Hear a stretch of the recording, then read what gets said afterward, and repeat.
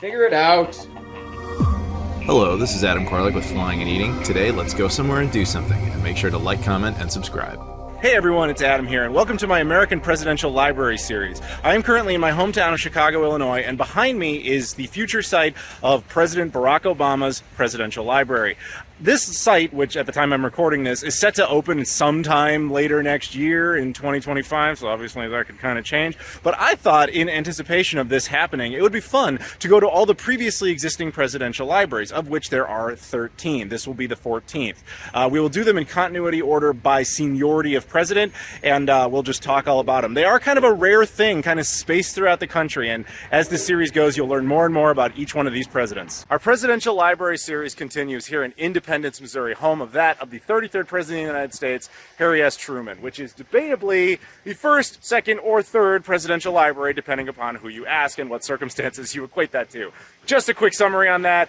Harry Truman, as a former president, was the first former president to say, this should be a standard thing, a presidential library. However, the idea actually had been FDR's when he had built his. He did it while he was president, and it didn't serve as a post-presidency library. Then, retroactively, Herbert Hoover, who was the 31st president of the United States, who thus becomes the senior-most president, decided to make one. So, this is the third most senior president with one, first guy to have the post-presidency idea, and technically the second one constructed. Hence, it's either 1, 2, or 3. This is Nate.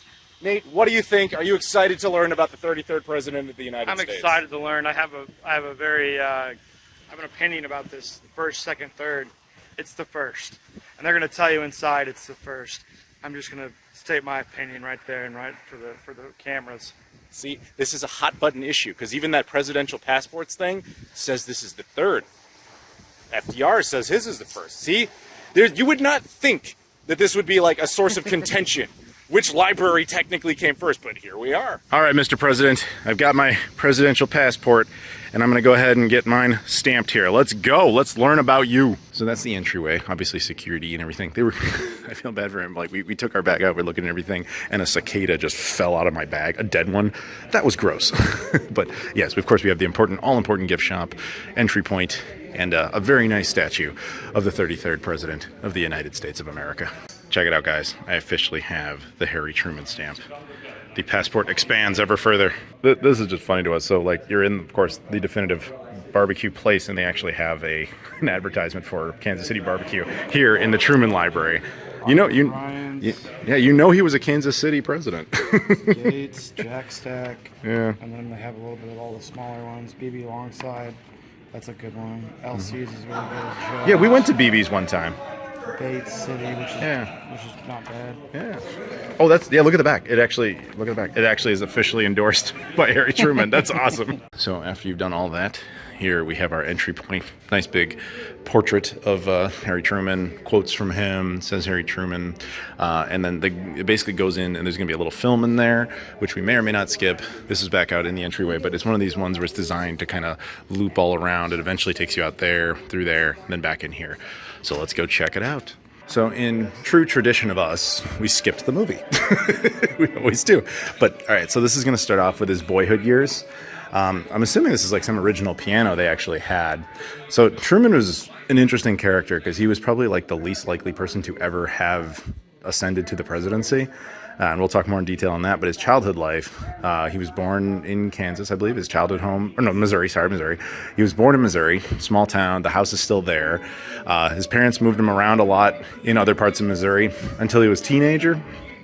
And they end up in I think it was this house actually, which is still here today. So maybe we'll go take a quick look at it later.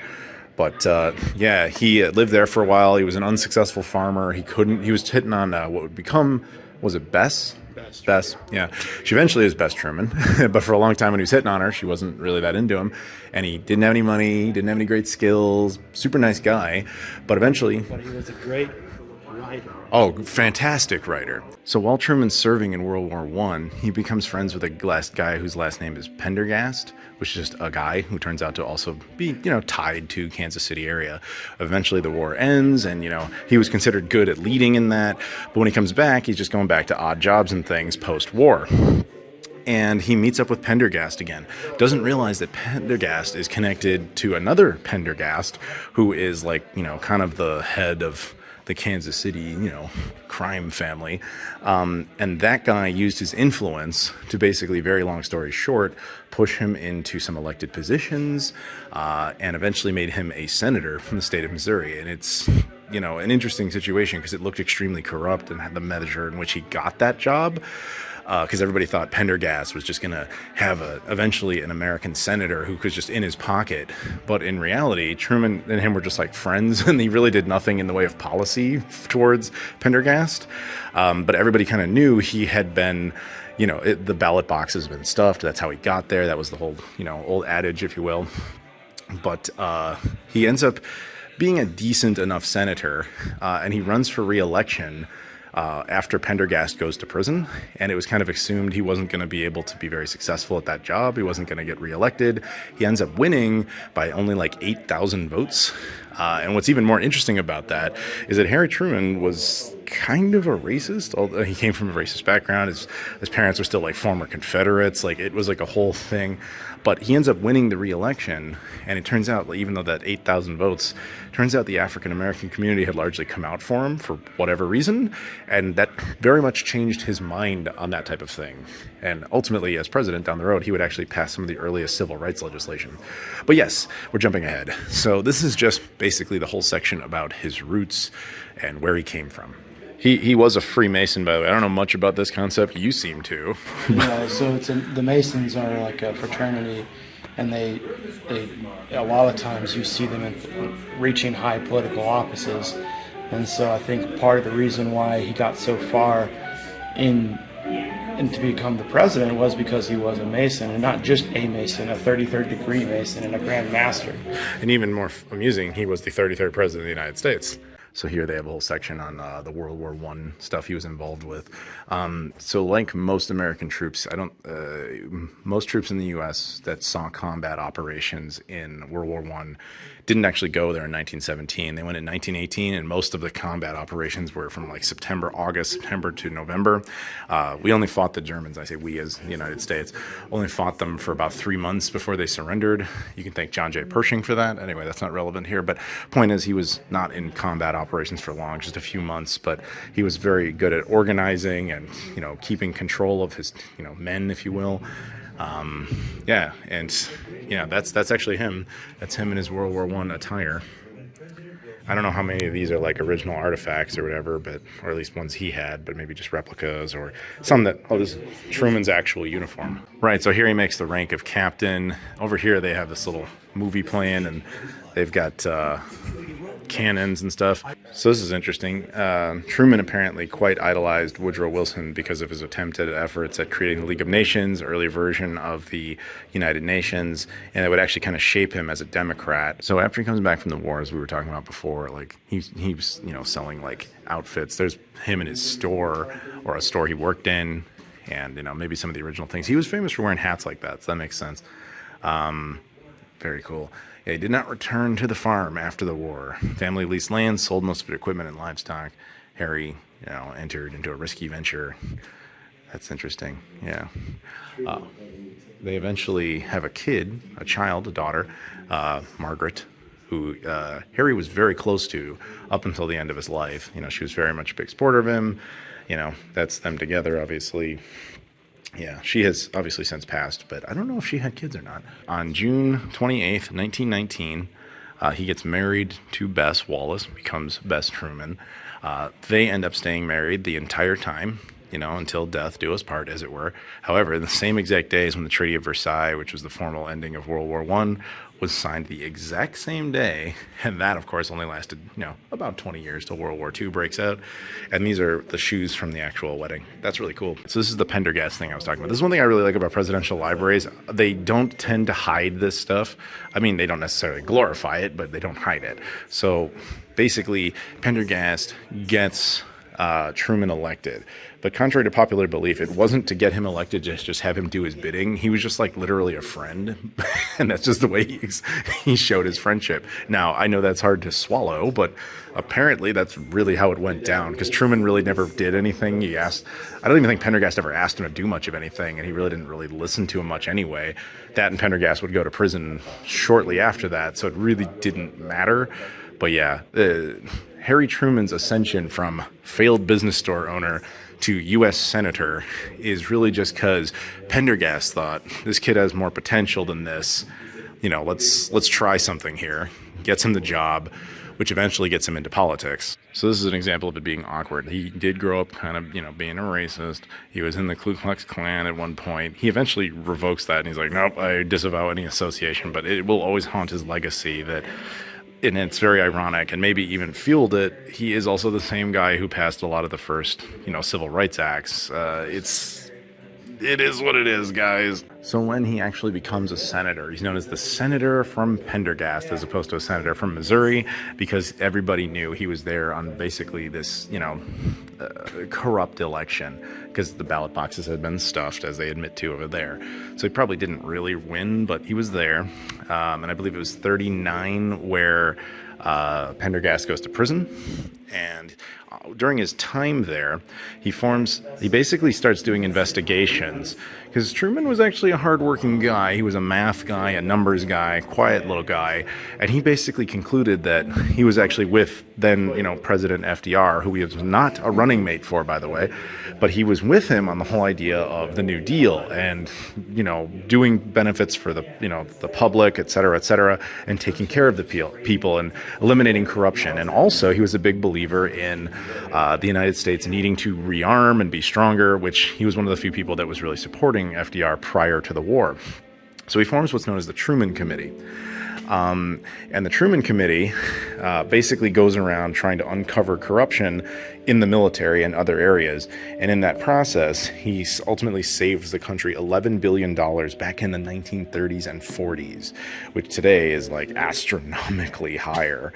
And that really got everybody's attention. He had actually went to FDR. They had only met like one time ever, and asked him for permission to go ahead and do that. And FDR was like, yeah, whatever. So he does that. He ends up running again for re-election as a senator. He barely wins, but he's on the job. And that eventually leads us to the 1944 election. The 1944 election, which is displayed here, this doesn't exactly work back then the way it does now.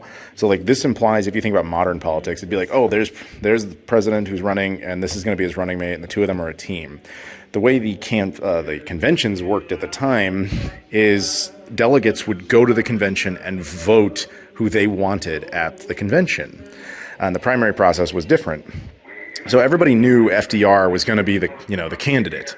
However, his vice president the whole time had been Wallace, and everybody was recognizing by the time that the fourth term was coming up that FDR was in terrible shape and he likely would die. And that meant whoever was in the vice presidential seat was going to become president.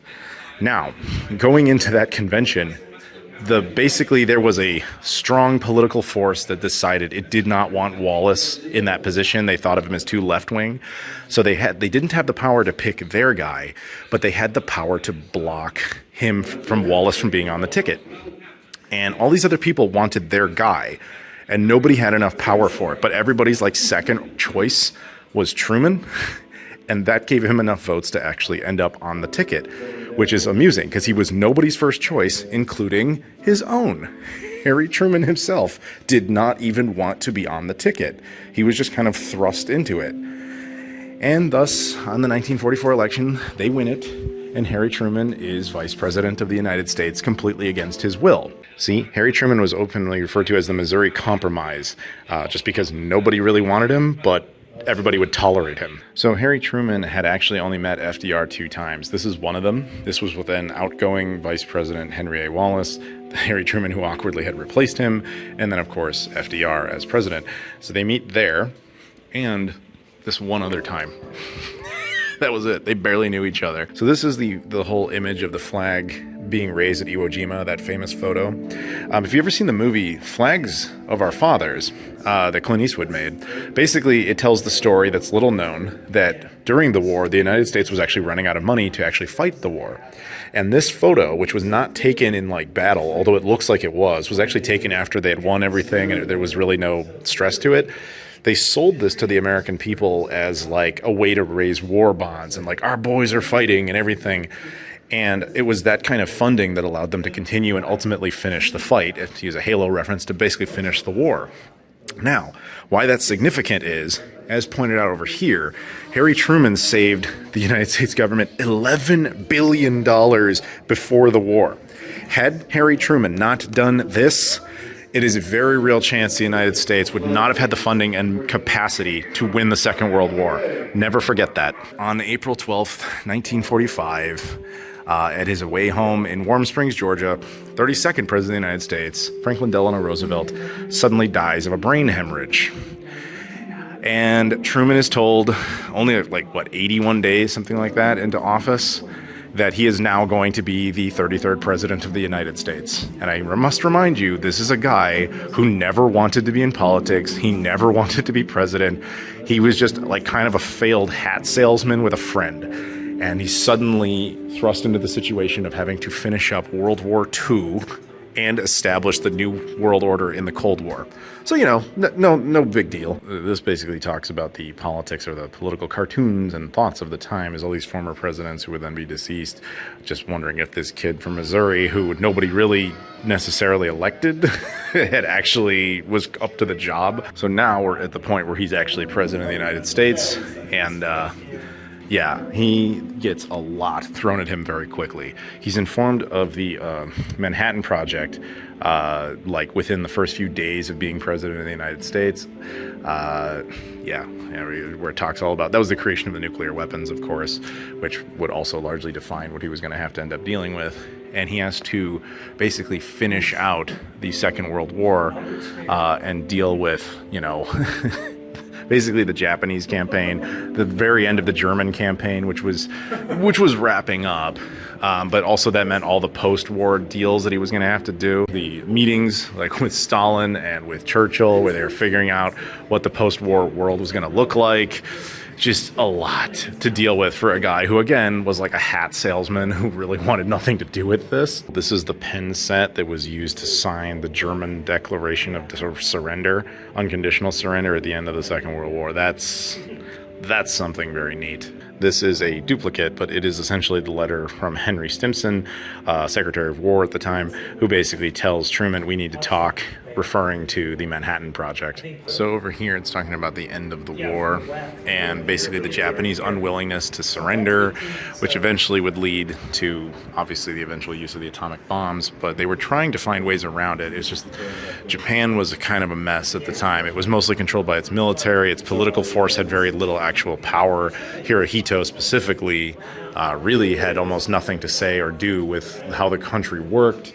And it was a lot of miscommunication, misunderstanding of each other that eventually would lead to the decision that if the United States didn't use the bomb, at least in Harry Truman's eyes, that it would require a land invasion, and not only would that kill countless Americans, the Japanese in particular would have just kept fighting on and on and on, and the staggering amount of losses they would have all felt was unreal. It is also worth noting that Truman and Stalin very much realized they didn't like each other and that their political goals and ambitions, the marriage of convenience that was the United States and the Soviet Union during the war, had come to an end, and the post-World War II environment, they had seen it especially in Germany, was forcing the Soviets to act, let's just say, outside of everyone else's interests.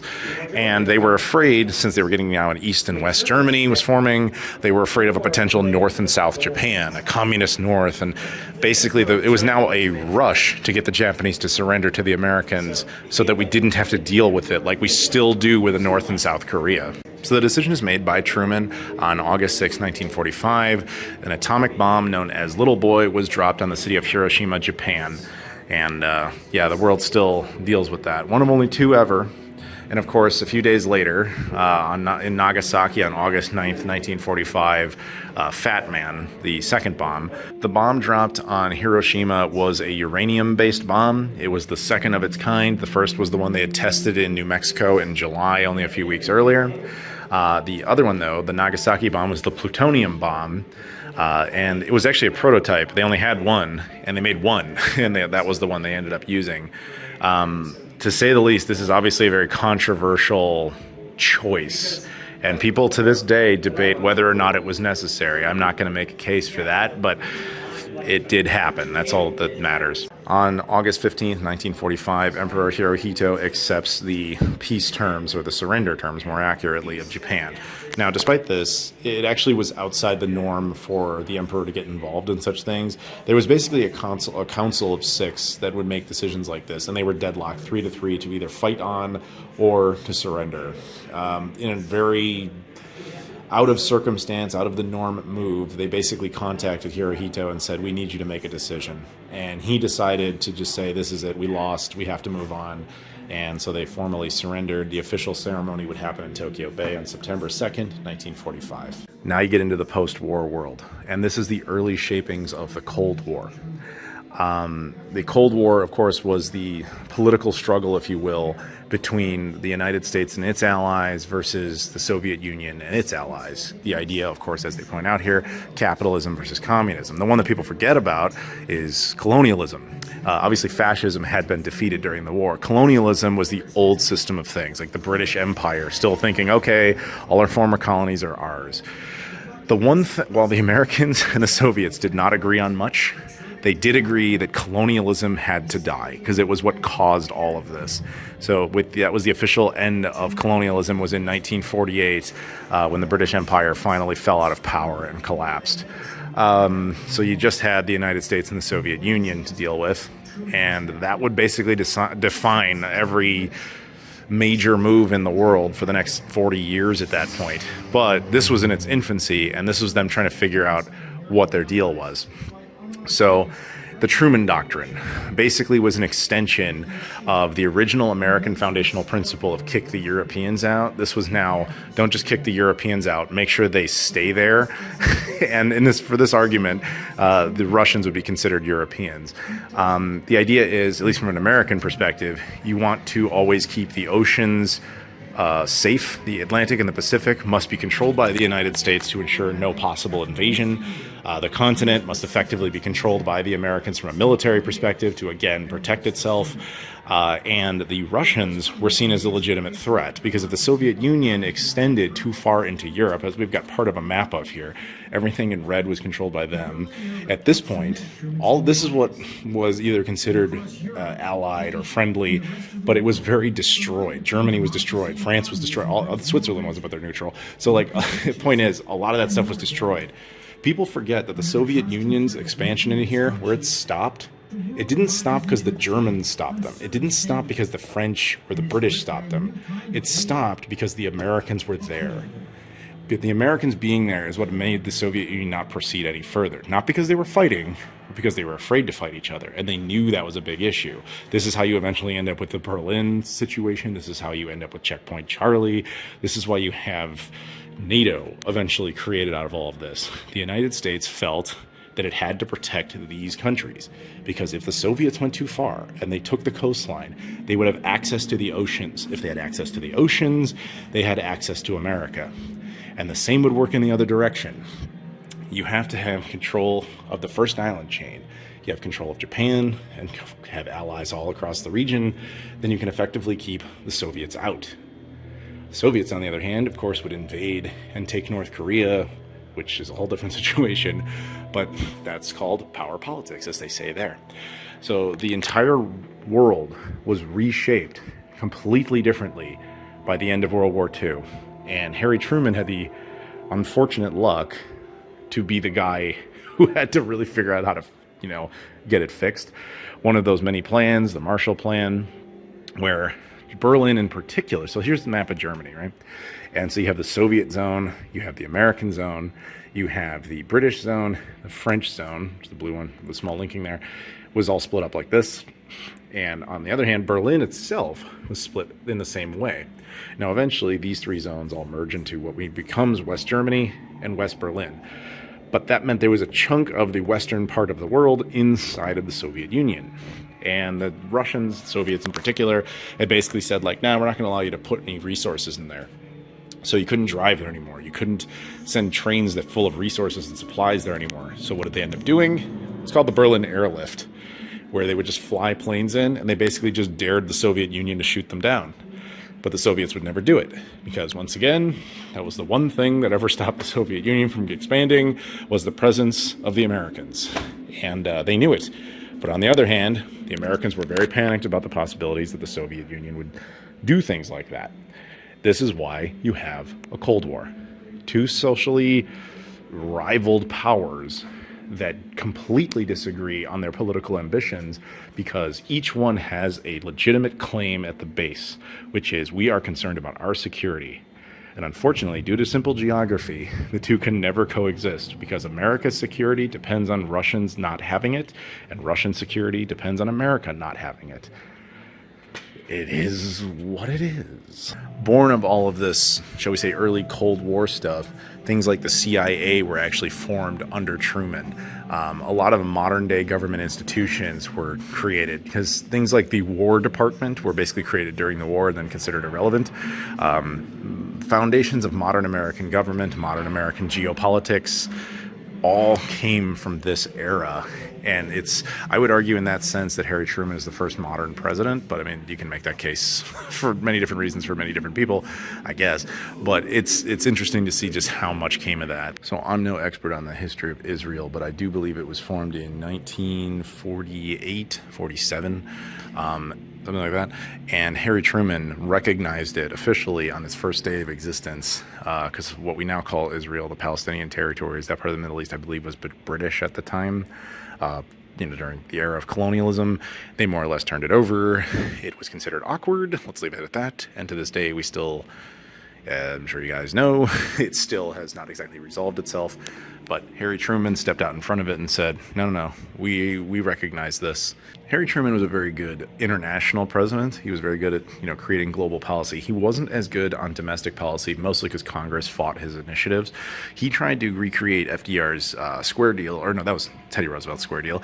FDR had the New Deal. He tried to give you the Fair Deal, which was basically where he kind of mentally shifted. He became more in favor of civil rights, but Congress largely wouldn't allow him to do a lot of what he wanted to do. Congress rejected it, and he was able to do little piecemeal approaches to civil rights, which was a big move from a guy who had previously been essentially in the Klan. So he very much had a change of heart, if you will. Yeah, here they talk more about the civil rights movement and the early work that Harry Truman was involved in. I'm not a huge expert on that, but I do know 1948 election comes. Harry Truman was crazy unpopular when he was running for re-election. His approval rating was like 32%. But he all the same decided to run for president, and he wanted to win his own term. He didn't really like the idea that he was like this accidental president, but nobody thought he had a legitimate chance, so much so that all the news media was basically saying that Dewey was going to have won. There's my own Chicago Tribune there. That they basically said, yeah, there was no chance. They wrote their articles in advance. There was actually 4 people running, and the result of it actually was that Truman was narrowly reelected, which was considered the upset of the century. Just people didn't think that was going to pan out, but all the same, he got his own term. During the campaign, he rode around on this train that looked very, this is on a train, this is a mock-up obviously, but he would ride around on a train that looked very similar to this, make speeches and stuff. I mean, the technology was very different than it, of course, would be now. This is cute. This microphone was used in the election to basically announce that Truman had lost, and after it was not correct information, they actually modified it, put a little plaque on it, and gave it to Truman as a gift, as an apology. And this is in the actual hat he wore during the inauguration. So this expands on his Fair Deal objectives. As you can see, anything with not enacted was just Congress not allowing it. Enacted in part, he was able to get some of that. The only one that came out of it was expansion of Social Security, which was very popular FDR move, which is to this day still considered somewhat controversial. And now we're at the Red Scare stuff. So basically history here is that communism's on the rise, and with, you know, the Cold War starting to expand, there was a lot of politicians in particular who thought everyone could be a spy. There's spies everywhere. Joseph McCarthy, as is also known as McCarthyism, was a big deal. And Truman just kind of had to oversee and deal with that. A lot would come of the Red Scare and a lot of things, anti-communism. Truman was, of course, an anti-communist, as I think every president is. But yeah, it was an interesting and bizarre era, partially because there were people who actually, as it turns out, legitimately were spies, like the Rosenbergs and things like that. To be fair, though, there actually were real spies. So the Manhattan Project was loaded with spies because Oppenheimer, who was in control of that, he was more interested in the talent that could do the job. He would do a very bad job of being sure that they were the kind of people that wouldn't talk. A lot of his people told the Soviets like a lot of details, and so yeah, the Soviet Union actually had atomic weapons only a few years after the war ended. It was an interesting decade because, you know, the Americans were getting more and more concerned. China, the thing with China was it was in the middle of a civil war when Japan invaded it. After the war with Japan was over, they went back to their civil war, and China ultimately lost to the communist side of things, and then Mao came to power, so China was considered lost, which would change. But yeah, basically there was just an extensive amount of paranoia throughout Truman's second term, and then, you know, it's the Red Scare, man. What can I tell you? Now, the funny thing about this is Hollywood. This is a whole big thing where they were all being accused of being communists, like Lucille Ball, Charlie Chaplin. You have to understand, in the 1930s, being considered communist was like not a big deal, especially leading up to the war, because the Soviet Union was considered an ally at one point, and we wanted to support them. People forget the United States in World War II sent munitions and supplies to the Soviet Union. So there were people who were like, yeah, good on the Soviets. We're friendly with them. Why would I not, like, hey, they got a good philosophy on things. But only a few years later, if you had ever been like that, you are now a bad guy. Joseph McCarthy was going to come get you. This guy would go out in the ash heap of history as just a monster for everything he had done to all these innocent people.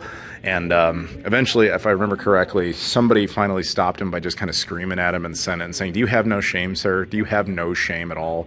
He was clearly just a political opportunist and kind of a scumbag. And when I say kind of, no, he was a scumbag. That mentality eventually gets us to the Korean War. Now, little quick history lesson on Korea. It was completely taken over by the Japanese before World War II. The Korean Peninsula, as it's illustrated there, didn't exist. It was part of Japan. The war ends because, you know, well, when World War II ends, basically, this isn't quite an accurate map because this is from the Korean War itself, but when the war ended originally, the Russians had invaded, the Soviets had invaded far down to kick the Japanese out. The Japanese are all the way up here. Yeah, they were up here and out in that area, but this part remained kind of under American control when the war ended, so it just kind of stopped there. And basically in 1950, the northern side, backed by the Soviet Union, thought, let's just reunify Korea because it's been, you know, a split country or completely occupied by the Japanese forever. So they invade far south, and that's how you get here. Now, eventually, the Americans go, are we really just, Truman in particular, is like, we can't just let a communist, an allied nation, a thing we need, just fall to the Soviet Union. We got to stop them from constantly trying to expand everywhere. They weren't expanding in Europe because the Americans were there, so we're going to have to point out that we can go anywhere. Hence the Korean War. It goes all the way up here. The Americans almost entirely kick out the North Korean forces. The Chinese, though, do not like that. And they basically go, no. And they start fighting back. And that creates the rise of Japan again. Because once the United States recognized it was in a real war, it was like, we need relief, we need equipment, we need supplies. But you couldn't just start having Detroit manufacture tons and tons and stop making cars and start making tanks. We're not ready for a World War III only like 5 years after World War II ended. So instead, they get the Japanese to build all that stuff. That's how you got Toyota. Toyota started making tanks out of nowhere for the Americans. That's a whole different story of the rise of Japan's economy. But basically, the war goes back, and then you get to what we now call the Armistice Line, which is still basically to this day. This is the DMZ. This exists today. That was the original Armistice Line. As you can tell, they slightly traded some territory.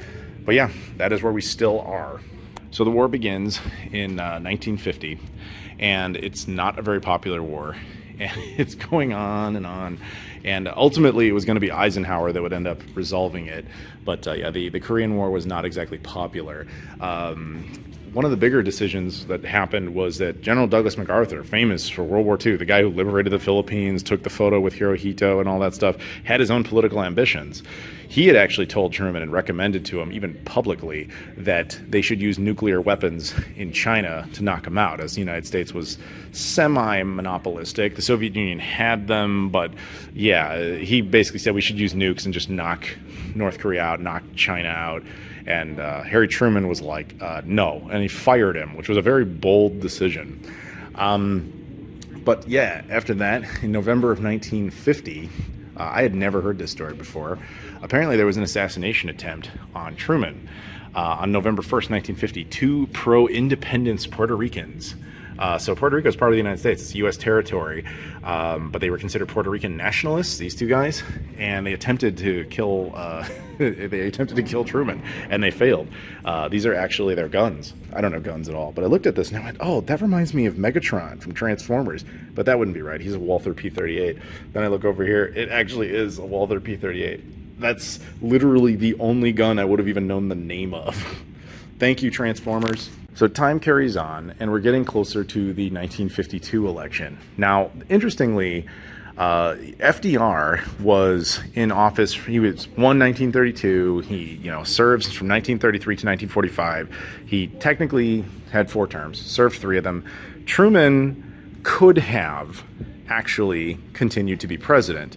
At the time, there was no term limits. That was actually created after FDR died. They decided presidents needed term limits. But because Harry Truman was he had accidentally come into the presidency and he had been grandfathered in before that amendment was passed, it didn't apply to him. In other words, Truman could have run for the presidency in 1952. He decided not to for 2 reasons. One, somewhat to try and honor the original tradition that you should really only have 2 terms, and he didn't want to be, the guy who says, oh yeah, they passed this new constitutional act, I'm just going to ignore it. Didn't want to do that. But also 2, apparently he's so unpopular by the time his presidency was ending, there was not a ghost of a chance he was actually going to win. So he didn't even try. He ends up making a farewell speech, of course, as is tradition now, and Eisenhower goes ahead and succeeds him to become the 34th president of the United States. His farewell speech was actually January 15th, 1953. It was televised. There hadn't been one for quite some time. In fact, I think he was the first one to ever televise it, because the last one who even could have, because obviously FDR didn't, was Herbert Hoover. And yeah, it wasn't televised, certainly.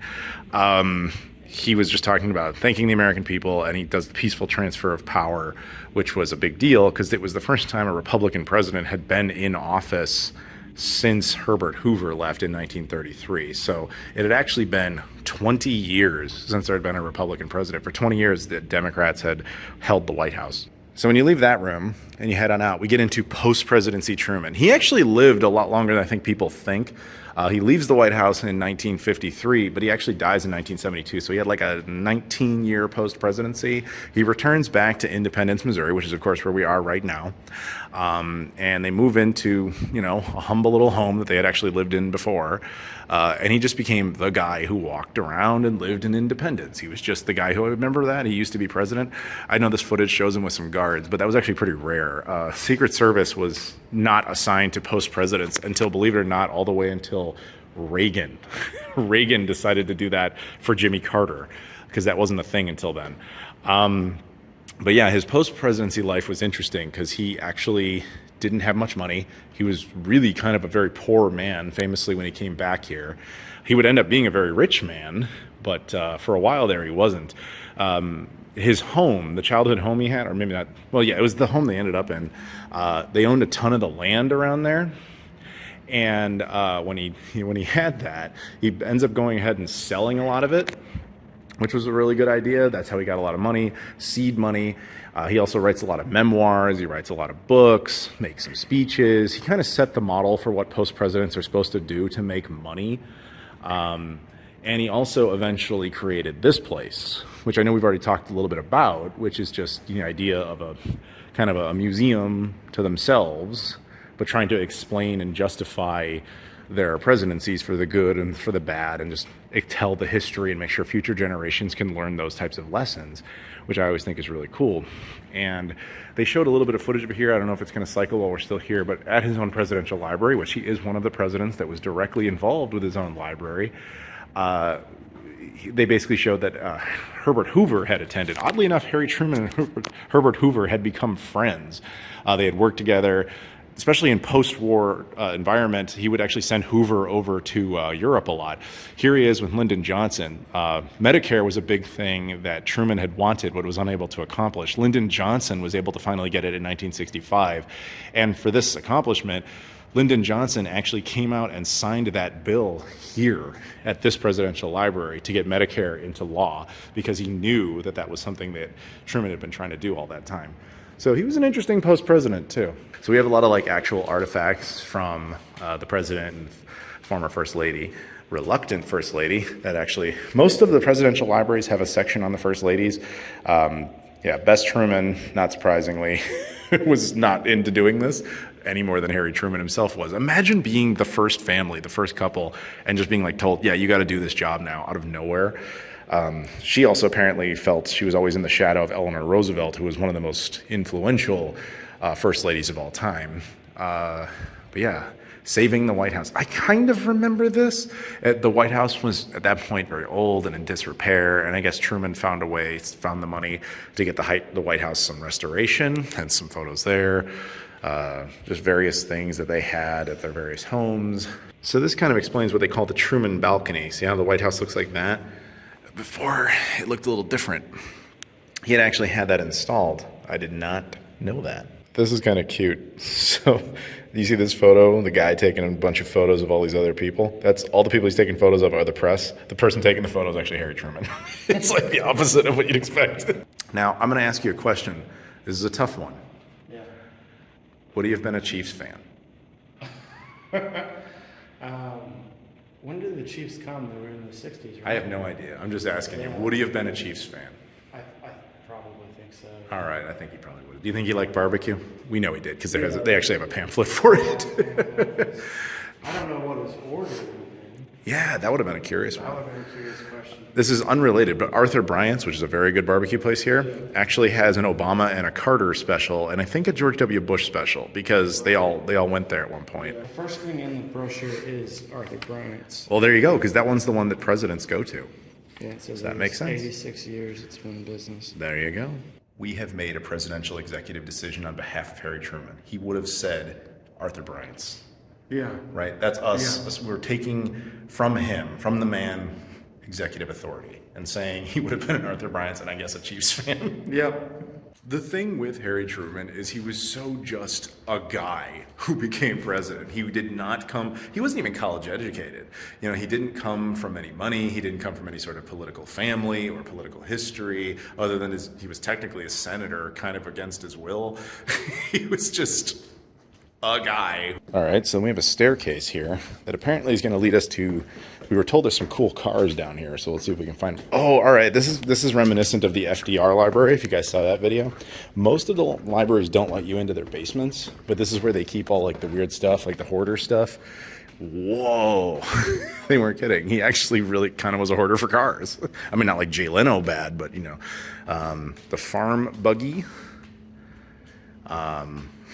His 1941 Chrysler Windsor sedan. Isn't it weird to think, like, when he got this car, he was nowhere near the presidency? Yeah. And like, a couple years later, he's that guy. His 1950 Lincoln Cosmopolitan, so he was obviously president at that point. That's cool. Suicide doors. Suicide doors? They call it a door from, it opens from this side instead of that side. Oh, and smacks this way. Yeah. Got it. And then over here, another 1941 Chrysler Royal Club Coupe. You know why they call it suicide doors, though? It's a mobster thing. I did not know. So I think the idea is that it's easier to toss out a body. So this would be, I already forgot his name. What was the guy upstairs, the mobster dude? That would have been perfect. Pendergrass? Pendergrass, that's his car. The Pendergrass. No, we'll call it the Pendergrass Special. Yeah. This is cute. Joseph Stalin's cigarettes. Truman stole them. And here they are. Mosaics, just a bunch of just artifacts. Benedict Arnold Cannonball from the most infamous traitor in American history. All right. A coconut made to look like Truman. This kind of reminds me of like the Jimmy Carter peanut a little bit. Yeah. That's kind of cool. Presidential seal made of wheat. A painting of Washington crossing the Potomac. And then a painting of his 1949, I guess it's to a... Is it? It just says a joint address to Congress. Oh, no, it is State of the Union. You're right. State of the Union speech, but first depicted in a painting. I guess that's cool. So we're disputing whether or not Harry Truman himself took the cigarettes or one of his aides. I would bet you Truman did it himself. Yeah. I think that's far more likely. So this is probably the most important point right here as to why we have presidential libraries, because he felt that all the documents and things that had been created during his administration, they apparently said are yours, and he said no, they belong to the United States. So this museum, which is part of the United States, is actually owned by the United States now. He basically donated all that stuff, and in that process set the precedent that all this kind of stuff should be property of the United States government for historical preservation purposes and all that sort of thing. It should not be considered private property. So down here, I'm pretty sure we're in what's known as the special exhibit. A lot of presidential libraries, I'm noticing, have a section like this where every once in a while they decide to update and change something. They have a section and a space for that. This one apparently they're focusing on the upset election of 1948. They show off a lot of political cartoons and try to set the stage and the vibe that he was feeling at the time, or what the country was feeling at the time, and how impossible it felt like that there was any chance of them winning. So yeah, here they focus on Thomas Dewey and how everybody expected him to win. Here's like a banner for him, which is odd because he wouldn't have been the 33rd president had he won. He would have been the 34th. So I'm not that shocked his campaign couldn't win because they couldn't count correctly. So would you say we've got Super Truman here? Dun dun dun dun dun dun dun dun dun dun dun dun dun dun. The last son of independence. This is one of the most iconic things about, I would think, the Truman years is the buck stops here. He kept this at his desk, basically saying, the idea was, everybody says pass the buck as an expression of responsibility. He would say the buck stops here at his desk because he's the final say on anything, including, of course, obviously the decision for the atomic weapons. His way of saying, I am responsible. Whatever happens, I am responsible. Coming from like the back end of the sign, he's telling people the buck stops here for their sake, that they should be realizing that he's the one with responsibility, and then this is his way of being humble and keeping back to his roots. I'm from Missouri, as a reminder to himself. Here they have the layout of Truman's version of the Oval Office. Not all the libraries let you go near it. This one does not. They just kind of have a place to redesign it.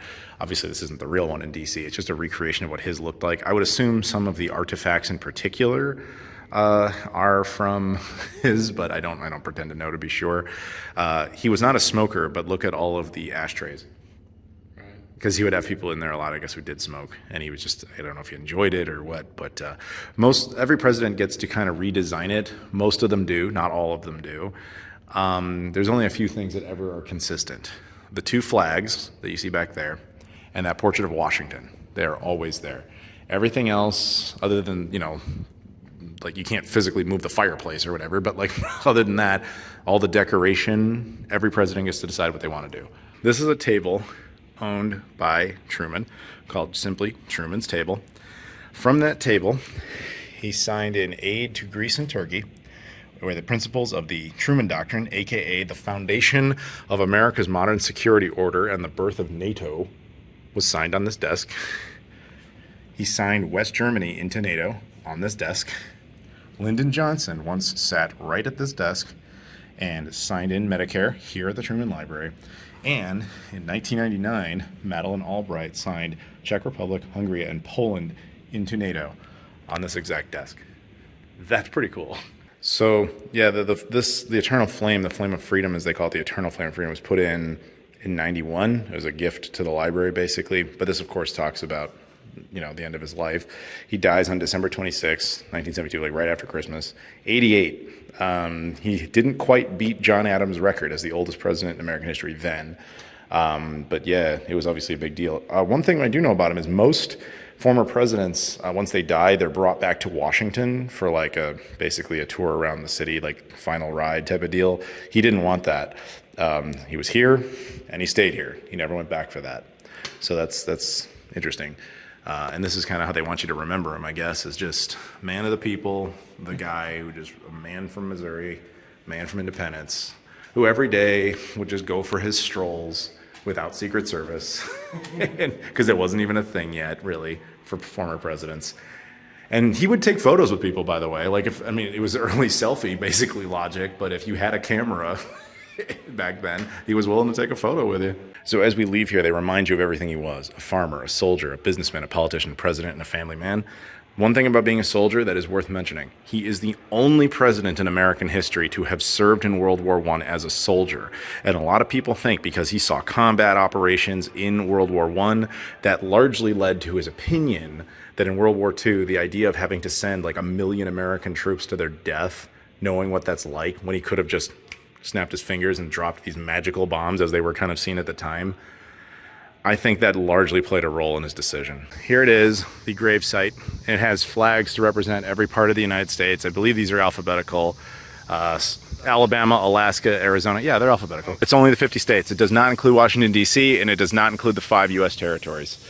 Around here you see things like this is Margaret Truman's grave. That was, of course, his daughter. Wow, she lived until 2008. She was actually around a lot longer than I thought. But of course, over here, we have former First Lady Bess Truman. And of course, the man himself, President Harry Truman, is buried right here. And like, I'm noticing that I think that this is probably the case with all presidents, that they all have a flagpole erected, even the ones that are kind of, they don't have any great memorials or tombs, mausoleums, the guys who are just kind of buried somewhere. Even those guys, I don't know when this was, but I feel like somebody at some point made the decision that all former presidents need to have that, and I very much respect that decision. So it is really surreal standing in front of this, because like this guy right here, dude, like ended World War II one way or another, created the entire modern infrastructure of the modern American way of life, and he's right there. And anybody can see this. Anybody can come here and feel this at any time. When people put coins on top of graves like this, it's usually because said individual was in the service, military service. You guys knew it had to happen. The Sega Pluto has now visited the grave of Harry Truman. After you pay your respects, his office is right over there. I guess they when he actually was still alive and working out of this museum. That's a photo of him at this library as it's being constructed. It says, when he left the presidency in 1953, Harry Truman had no Secret Service detail, no presidential pension, and no job. He had some savings, some investments, and a small pension from his military service in the First World War. He might have joined corporate boards, given lectures for large fees, or even sold his presidential papers and state gifts. But that seemed to him like trading in the office of the presidency, or trading on the office of the presidency. Instead, he created the Harry S. Truman Library and a new direction for his life's work. While it is the third library, sort of the first, sort of the second, like I said at the beginning. Presidency for the people. Harry Truman's mission for the library was clear. His papers were to be open for the public scrutiny and readily accessible to researchers. In the research rooms, people of all ages could learn about their history and their government. The museum exhibits were to focus on the institution of the presidency and not simply to memorialize Truman. The Truman Library was dedicated on July 6, 1957.